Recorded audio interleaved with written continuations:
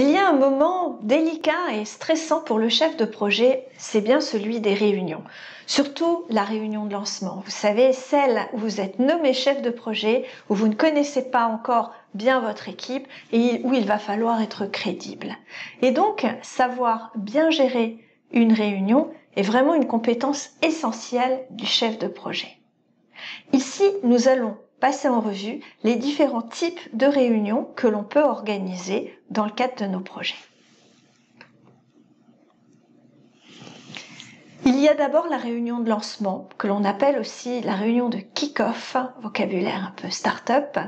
Cette réunion, bien, elle vise à officialiser le fait que le projet est lancé, qu'il existe une équipe chargée de cet objectif précis pour telle date précise. Puis c'est également lors de cette réunion de lancement que le chef de projet prend la main sur son équipe. On va avoir ensuite le comité de pilotage. Régulièrement, tout au long du projet, on va réunir le client, les financeurs, les personnes un peu extérieures au projet mais qui représentent par exemple les futurs utilisateurs, certains chefs de département. Et assiste à cela également le chef de projet et éventuellement un ou deux membres de son équipe qui ont un point précis à présenter au comité de pilotage.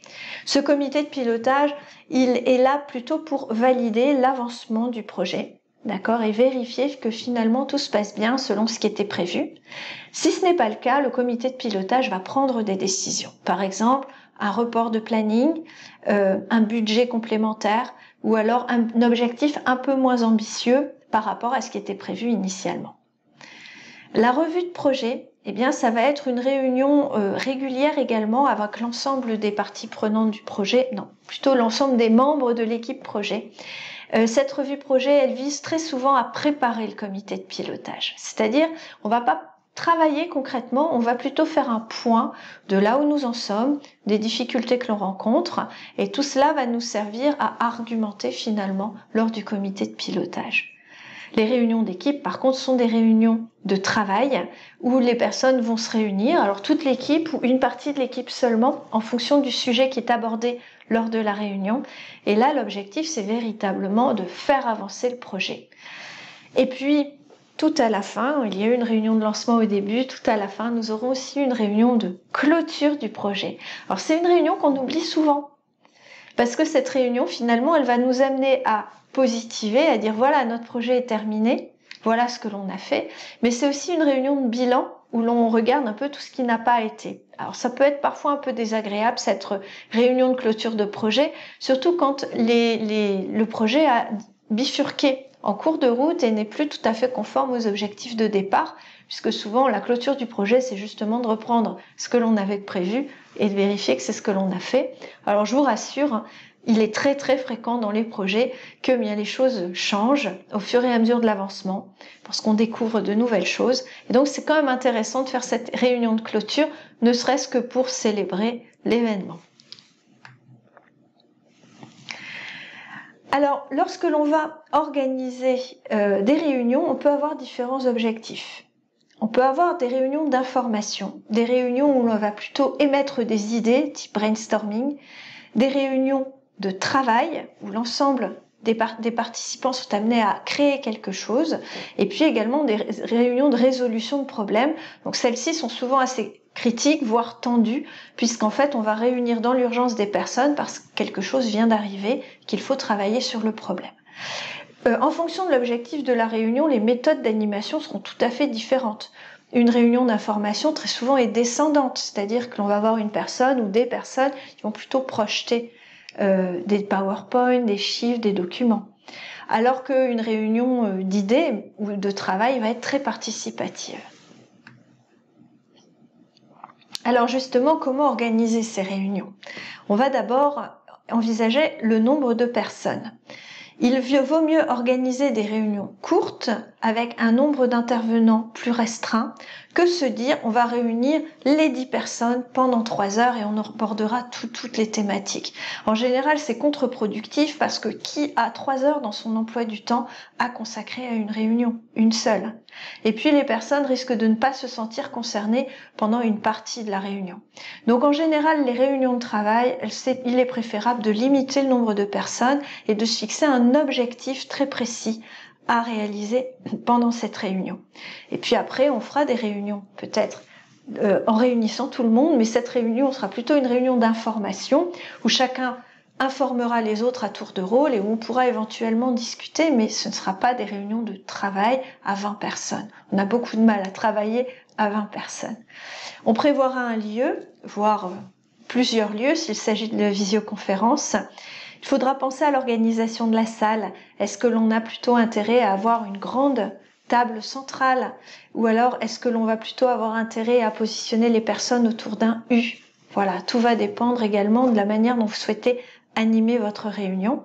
Et puis on va prévoir un certain nombre de supports, PowerPoint, des documents papier, tout autre élément qui peut venir, ça peut être aussi des supports informatiques à projeter, tout élément qui va venir nous aider finalement à atteindre l'objectif de notre réunion. Donc vous voyez que quand vous préparez la réunion, c'est pas juste dire on se réunira tel jour à telle heure. Il faut vraiment penser à tout cela parce que ce qui démotive vraiment les personnes, c'est d'être convoqués sans arrêt à des réunions où finalement, eh bien, ils ne voient pas la valeur ajoutée qu'ils peuvent avoir. D'accord? Donc en amont, vraiment bien préparer comment on va organiser les réunions pour que chacun finalement sache que sa présence est requise parce qu'il est indispensable ou elle est indispensable dans cette réunion. Alors, il existe différentes manières maintenant d'animer les réunions, des manières d'ailleurs un petit peu originales et modernes, comme par exemple le standing meeting que vous avez sur la première image, très prisé en méthode agile. Ce sont des petites réunions de 15 minutes maximum où on fait juste un petit tour rapide pour savoir en fait qui est en train de travailler sur quoi et pouvoir du coup se coordonner de manière rapide et informelle. Ce ne sont pas des réunions de travail, c'est-à-dire que s'il y a besoin que différentes personnes se revoient dans la journée autour d'une table de travail, ce sera organisé lors du standing meeting, mais en tout cas, le standing meeting ne servira pas de réunion de travail. Dans le même type de démarche, eh bien, il y a maintenant des réunions qui se font en marchant, en se promenant.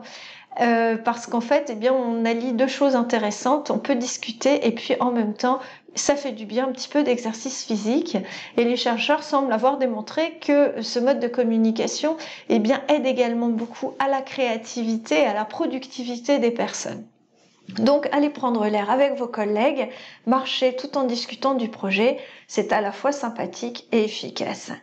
Bien entendu, la troisième photo vous montre la visioconférence, très utile lorsque l'on travaille avec des personnes géographiquement distantes. Puis également, ça fait gagner beaucoup de temps puisque les personnes se connectent à heure dite, se déconnectent ensuite. Il n'y a pas de transport, il n'y a pas de trajet, on ne sort pas forcément de son bureau d'ailleurs.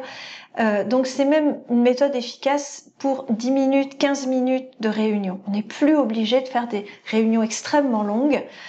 J'ai envie de dire, c'est un peu le pendant du standing meeting lorsque l'on est à distance.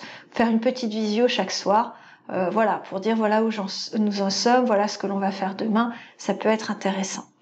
Et puis enfin, la dernière photo vous montre ce qu'on appelle la visio-présence.